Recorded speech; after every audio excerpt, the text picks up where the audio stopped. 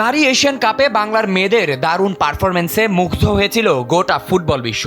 টুর্নামেন্টের সেরাদের সাথে লড়াইয়ে পা দিতে না পারলেও এই মহামঞ্চে অভিষেকটা দারুণ হয়েছিল ঋতুপর্ণা মিলি আখতারদের। এবার আবার এশিয়ান কাপের মতো মহামঞ্চে বাংলাদেশ, তবে অ্যাসাইনমেন্টটা খুদে তারকাদের। সিনিয়রদের মতো এই কঠিন পরীক্ষাটা ভালোভাবে পাস করতে চাইবে প্রীতি আফিদারা। অনূর্ধ্ব-20 এশিয়ান কাপে নতুন হলেও ক্যাম্পে আছেন আফিদা মিলি আখতারদের মতো তারকা, যাদের এই পরীক্ষা সম্পর্কে ভালোভাবে জানা। বাংলাদেশের প্রথম পরীক্ষা স্বাগতিক থাইল্যান্ড।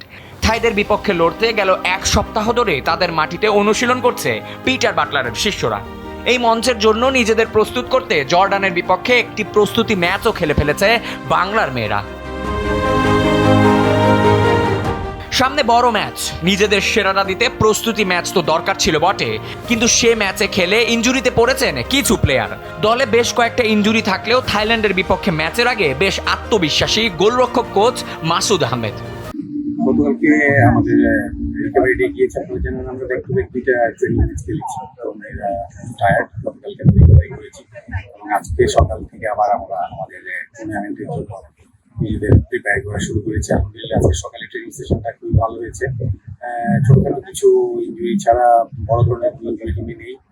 সবাই ট্রেনিং জয়েন করেছে। আজকে পুরো স্কোয়াড আমরা পেয়েছি এবং ট্রেনিং সেশনে কোচ যে উদ্দেশ্যে আজকে মাঠে এসেছিল, আমি তার অ্যাসিস্ট্যান্ট হিসেবে মনে করি যে আসলে আমাদের এই উদ্দেশ্যটা সফল হচ্ছে। অনূর্ধ্ব-20 নারী এশিয়ান কাপে বাংলার মেয়েদের গ্রুপটাও বেশ কঠিন।